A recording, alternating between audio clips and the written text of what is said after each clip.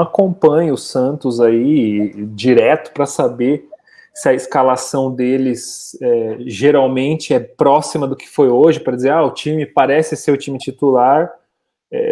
A gente sabe que o Palmeiras veio com um monte de desfalque de posições-chave, né?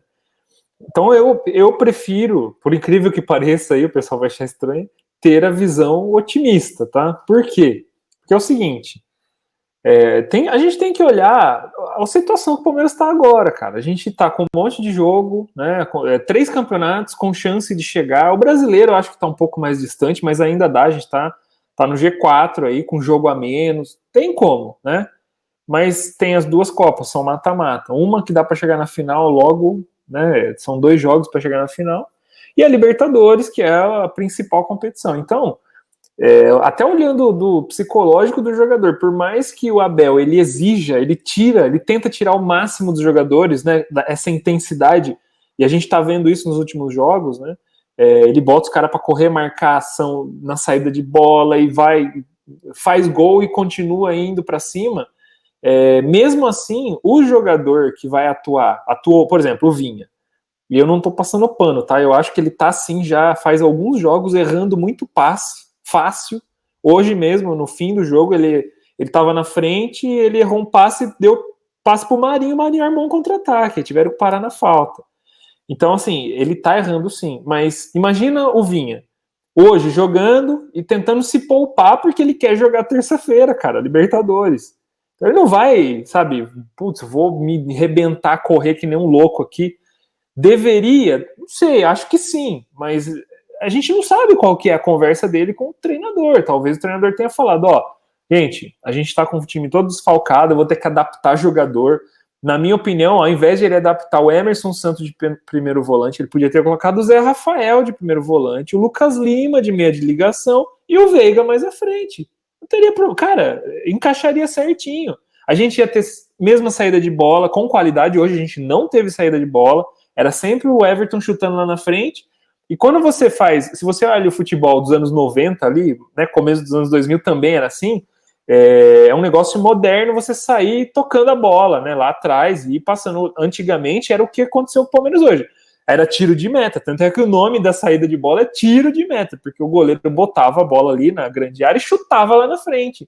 E ele chutava mirando um jogador alto, que geralmente é o 9. Como a gente não tem o 9, a gente perdeu todas as bolas que o Everton chutou lá na frente, não ganhou nenhuma. Ele ia no William não dá, velho, não dá pra exigir nada dele.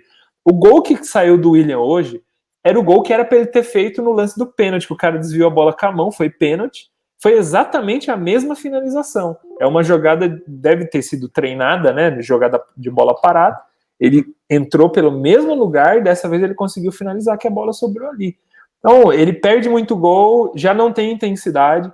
O trabalho anterior arrebentou fisicamente com os jogadores do Palmeiras, tá? Aquele negócio de caixa de areia, agora a conta chegou, entendeu? O cara que pega uma doença dessa que tá tendo aí, por mais que ele seja atleta, e se ele já tá com o físico sem treinar do jeito correto, cara, chega uma hora que começa a estourar. Eu vi jogador aí, esse Imperor mesmo, ele parou no jogo. Teve uma hora que ele parou, saiu de maca.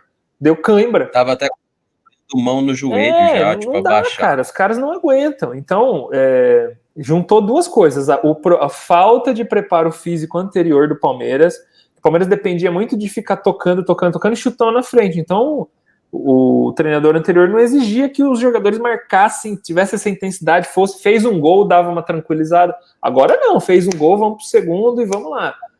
E também a gente tem um monte de jogador que hoje não pôde atuar, olhava para o banco de reserva, estava complicado, apesar de que, como eu falei, eu acho que daria sim para ter uma escalação um pouco diferente, mas aí eu também, né, eu admito que eu vou ser engenheiro de obra pronta, porque agora eu vi como é que foi essa escalação, né? Se o Palmeiras tivesse vencido de 1-0 hoje, talvez eu ia falar, que bom, ele testou Emerson Santos e deu certo, mas não tinha como saber. Então, olhando para trás, eu faria uma alteração. Na hora que eu vi a escalação também não achei legal, mas ok.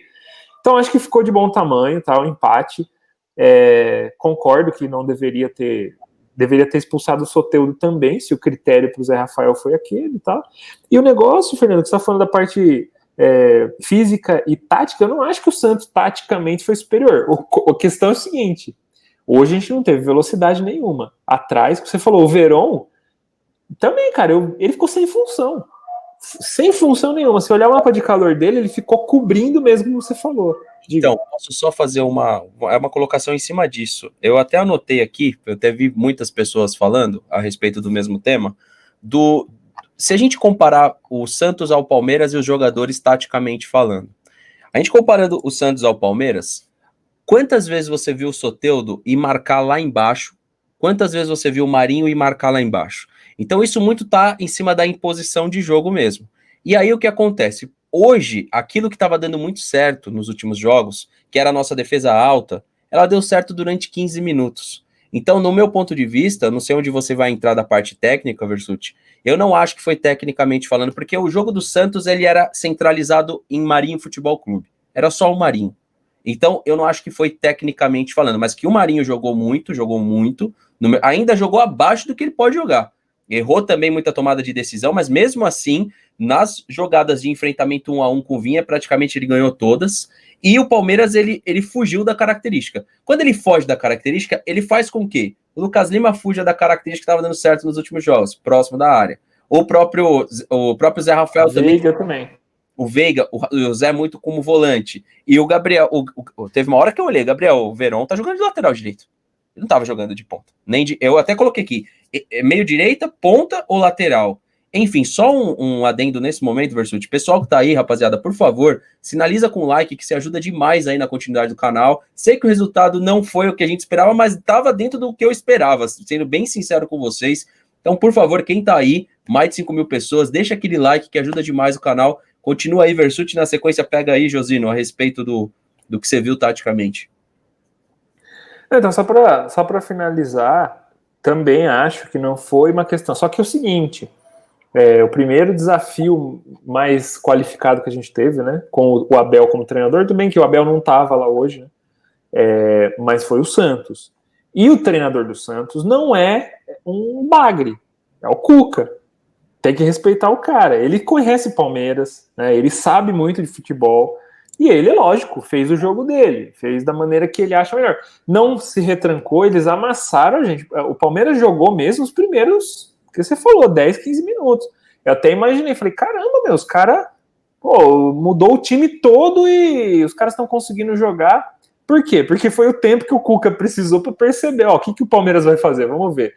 Eles estão sem velocidade, olha aqui, tá deixando o moleque para cobrir aqui, então peraí, vou botar o Marinho e o Soteldo. Soteldo também ganhou todas do Mike. Ele faz sempre a mesma jogada e o Mike caiu em todas. Né? Teve uma hora que eu pensei que iam expulsar o Mike também. Enfim, é isso, cara. Se a gente depender desses jogadores, e aí eu falo de novo, não tô colocando culpa especificamente no jogador ou outro. Estamos fazendo uma análise fria aqui, tá? Não dá pra gente querer disputar 3 campeonatos do nível que a gente está disputando e achar que pode ganhar os 3, se a gente vai confiar em ter um centroavante como o William, ele como titular numa situação difícil dessa, entendeu? Não dá. É melhor tirar ele e botar esse Breno que chegou adaptado num 4-4-2, jogar de outro jeito, do que falar, não, vou deixar ele lá, ainda vai ser o capitão. Até na hora do pênalti eu zoei no grupo, falei, mano, só falta deixar o William bater agora, porque se deixar ele bater, ele vai errar, vai isolar essa bola. Aí o Veiga foi lá, bateu mal, mas fez o gol. Então, esse é o ponto. A minha crítica é só nesse lado. O que é o Palmeiras? O Palmeiras é o time que chega forte nas 3 competições?